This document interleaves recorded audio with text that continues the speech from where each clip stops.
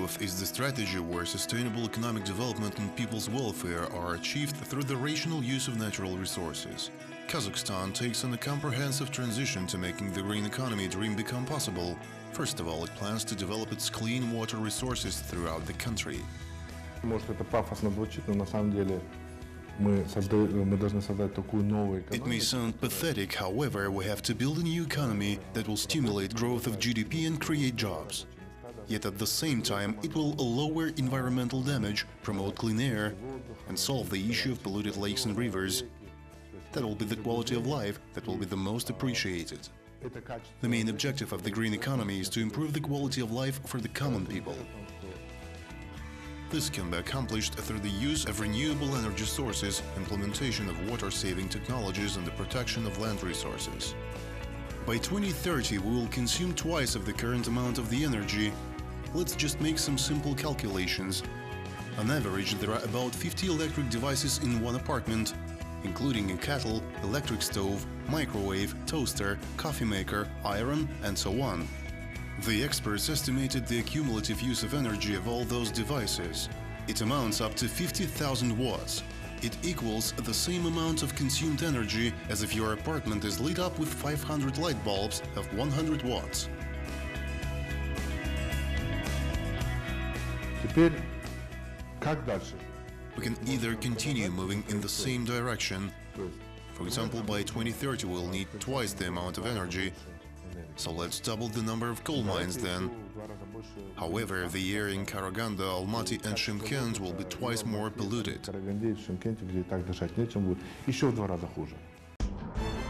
World fuel consumption will grow to ensure sustainable development. Kashagan reserves are estimated at 5 billion tons of oil. The number is extremely promising and evidently beneficial in forecasting the country's future. It is true that the use of fossil energy is much more convenient in many different ways. Such fuel has high density, allowing for a production of large amount of energy per 1 kilogram or liter of fuel. European countries started considering ways of moving away from oil-heavy industries after the first global energy crisis. During the Arab oil embargo of 1973, the price for oil quadrupled. Many countries turned to fuel conservation and demand reduction. This has led to efforts in developing renewable energy. For instance, ever since Denmark struggled with windmills year after year, now they have great success in the use of windmills. Since the 1970s, after the oil crisis, Denmark has invested in developing wind power. A company named Vestas has been supporting Danish government. It invented and promoted wind turbine technology. Vestas became the world leader in the turbine technology.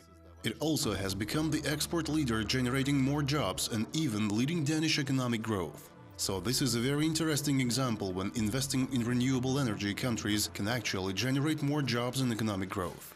They also lower CO2 emission, which is a double dividend. Since 1980, Denmark's GDP grew by 78% with minimal increase in energy consumption. Sweden also plans to give up oil, coal and gas by 2020 and suffice its energy needs through renewable sources. We will not build coal-fired plants. We'll let the current plants become obsolete and build the new ones with clean technologies. This will be the new gas power plants and mainly renewable energy sources. The sun and the wind are free and cause no damage to the environment.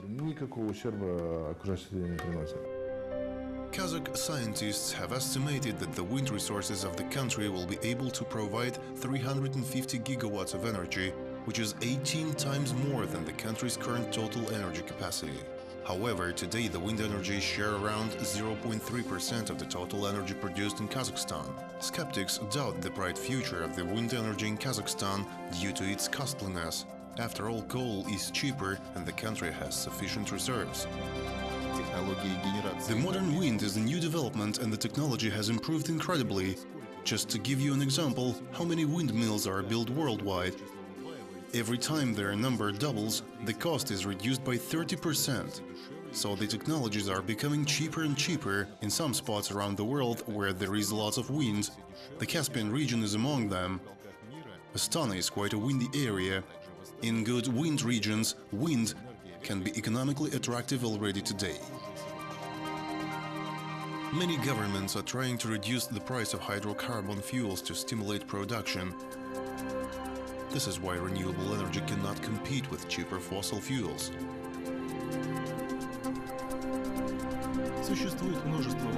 Very often energy, for example, from oil, from coal is heavily subsidized. If you just stop subsidizing them, the companies will have to pay the true cost for energy.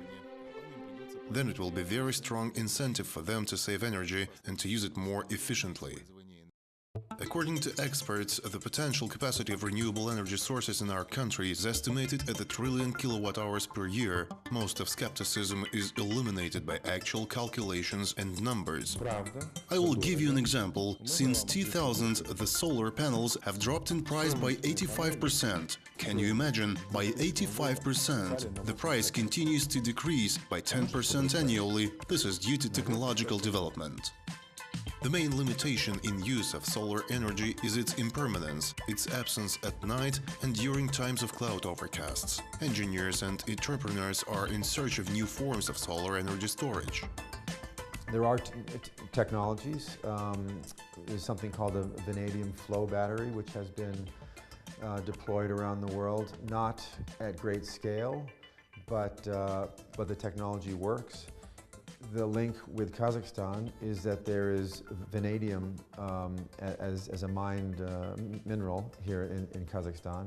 So you actually have, domestically one of the minerals that can be used to build these storage batteries if they became commercial at large scale.